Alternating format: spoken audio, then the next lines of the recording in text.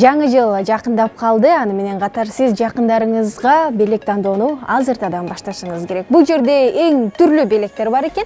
Алардын катарында өзгөчөсү, оригиналдуусу бул эмне деген суроо жаралып жатат болуш керек сиздерге. Азыр ичин ачып көрсөтөм.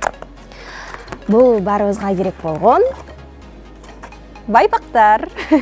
Мына ушундай өзгөчө бардык айымдарга, мырзаларга, жаш куракка карабай бар экен.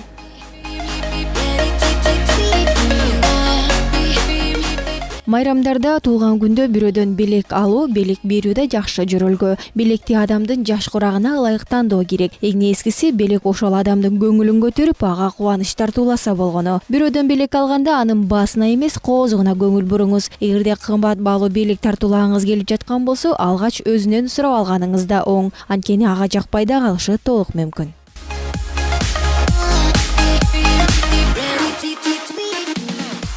Көпчүлүк кандай белек берилсе сүйүнүп кубануу менен кабыл ала берсе, кээ бир ачык мүнөз адамдар дароо жакпай калганын да айтып коюшат. Андыктан белекти тандоого да көңүл бурулуу керек. Бере турган адамдын кандай өң түс жактыраарын билип алсаңыз да дурус. Себеби эмне бербеңиз анын өңү маанилүүрөөк болот.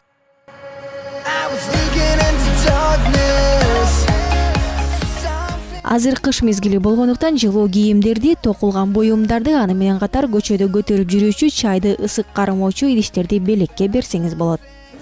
Азыр кыш мезгили, жаңы жыл жакындап келип атат. Ушуну менен сиздер жакындарыңыздарга ушундай жылуу татынакай плед белекке берсеңиздер болот. Ачып көрсөтөйүн.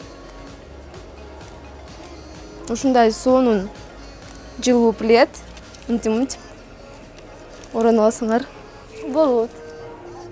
Көп учурда сөзсүз эле сатып алуунун кажети жок. Эгерде колго бир нерселерди жасай алсаңыз, өзүңүздүн эмгеги менен жасалган буюмду берсең, абдан ылайыктуу болот. Белекке берүү сөзсүз түрдө жагымдуу сөздөр, жакшы каалоолор менен коштолгону жакшы. Белек менен кошо эң кымбат каалоо сөздөрүңүздү кагазга түшүрүп, эстелик үчүн берсеңиз, ал үчүн эң кымбат экенин унутпаңыз. Айпер Адамкулова, Алтынбек Сакиев, Нью ТВ Таң Манай программасы.